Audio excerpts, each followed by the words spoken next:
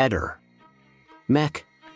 Pallister. Le conclusioni della perizia condotta dall'anatomopatologa forense Cristina Cattaneo e da un team di esperti hanno chiarito un aspetto fondamentale nel caso di Liliana Resinovic. Non si tratta di un suicidio. Le prove tecniche raccolte tracciano un quadro chiaro, solo uno scenario di omicidio, attuato tramite soffocazione esterna diretta, trova una giustificazione tecnica plausibile. Nelle recenti conclusioni depositate, gli esperti hanno escluso la possibilità di suicidio per la donna trovata morta a Trieste oltre 3 anni fa. L'intervento di terzi è ormai considerato certo, e il caso è ora trattato come omicidio. Cristina Cattaneo e il suo team credono che Liliana Resinovic sia stata soffocata, con le prove a disposizione che chiaramente indirizzano verso una dinamica di omicidio. La perizia sottolinea la necessità di ulteriori esami su elementi piliferi trovati sugli abiti, sui sacchetti che avvolgevano la testa, e sui peli pubici. Sono suggeriti approfondimenti genetici con nuove tecnologie di sequenziamento ultramassivo per identificare potenziali persone coinvolte. La Procura di Trieste è già operativa in questa direzione, nella speranza di risalire a un possibile DNA sul corpo di Liliana. Nonostante il rischio di contaminazione dovuta a errori iniziali durante le indagini, il documento peritale afferma che la causa della morte di Liliana Resinovic è attribuibile a un'asfissia meccanica esterna, ovvero soffocazione esterna diretta, probabilmente associata a lesioni da contusione come afferramenti e compressioni, che hanno coinvolto il capo, la mano destra e forse altre parti del corpo quali torace e arti. Le indagini microscopiche hanno stabilito che le contusioni sono state prodotte in un tempo molto prossimo alla morte. La perizia aggiunge che Liliana è probabilmente deceduta il 14 dicembre 2021, giorno della sua scomparsa, non poche ore prima del ritrovamento nel bosco dell'ex ospedale psichiatrico dove è stata trovata il mese successivo.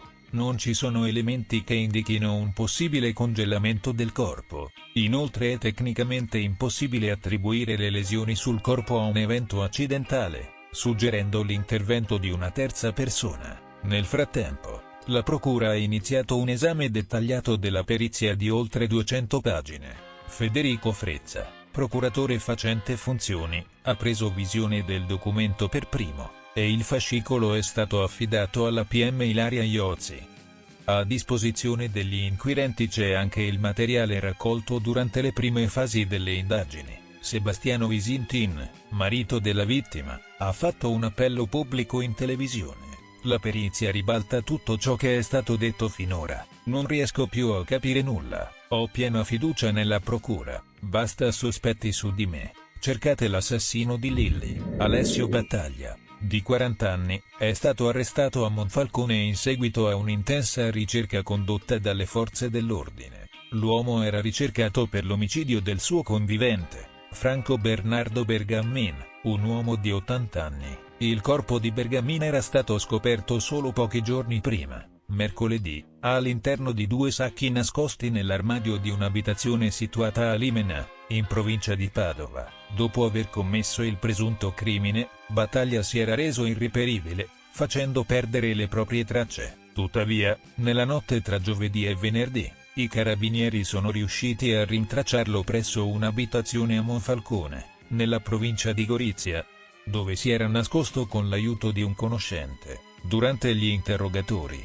come riportano le fonti investigative all'ANSA, Battaglia avrebbe confessato di aver ucciso Bergamin a seguito di una lite scoppiata tra i due. In seguito alla sua confessione, è stato arrestato con l'accusa di omicidio dal pubblico ministero e trasferito nel carcere di Padova, dove attenderà ulteriori sviluppi del procedimento penale a suo carico. Rosa Capuano, figlia di Francesco Capuano, non ha rilasciato alcuna dichiarazione durante l'udienza davanti al giudice per le indagini preliminari, avvenuta presso la casa circondariale di Mantova. Francesco Capuano fu tragicamente ucciso a colpi di pistola il 23 dicembre scorso mentre si trovava nel garage della sua casa di via Biolcheria a Suzzara, in provincia di Mantova. Rosa, arrestata recentemente dopo 3 mesi di indagini, ha scelto di avvalersi del diritto di non rispondere. Una possibile motivazione dietro l'omicidio è legata all'eredità del defunto. I carabinieri del nucleo investigativo di Mantova hanno sequestrato un testamento olografo, redatto dalla vittima nel 2016, che designava Rosa Capuano come erede universale. Questa scoperta rafforza il sospetto che la donna di 46 anni possa aver commesso l'omicidio per assicurarsi l'eredità, superando gli altri fratelli. Altri possibili moventi includono il desiderio di liberarsi dalla figura opprimente di un padre descritto come autoritario e esigente, che limitava fortemente la sua libertà. Rosa Capuano si trova in una situazione difficile, aggravata da significativi indizi di colpevolezza, durante una perquisizione nella casa di alcuni parenti a Giuliano in Campania, Napoli, dove Rosa si era recata dopo la morte del padre. I carabinieri hanno trovato un'arma nascosta nel suo beauty case. Gli inquirenti ritengono che l'arma sia compatibile con quella utilizzata nel delitto. Oltre alla pistola, non censita, sono state rinvenute 2 cartucce inesplose e 3 bossoli, il cui calibro sembra corrispondere a quello utilizzato per l'omicidio di Francesco Capuano. La presenza di questi elementi probatori costituisce un pesante fardello nel quadro accusatorio a carico della figlia. Nella tarda mattinata di oggi, venerdì 7 marzo 2025, si è verificato un brutale omicidio a Torino, nel quartiere Barriera di Milano, precisamente in un appartamento situato al civico 43 di via Lauro Rossi. È stato rinvenuto il corpo senza vita di un uomo di origini cinesi. La tragica scoperta è stata fatta da un coinquilino, che ha trovato la vittima nella camera da letto con evidenti segni di coltellate su diverse parti del corpo. Nel corso delle prime indagini, le autorità non hanno trovato alcuna arma del delitto sulla scena. Il coltello usato per l'aggressione non era infatti presente accanto al cadavere, suggerendo che l'assassino potrebbe averlo portato con sé. Al momento, il responsabile del crimine non è stato identificato e si ritiene sia ancora in fuga. Le forze dell'ordine sono impegnate in una caccia all'uomo, cercando testimoni e raccogliendo qualsiasi prova utile per risalire all'autore di questo violento omicidio.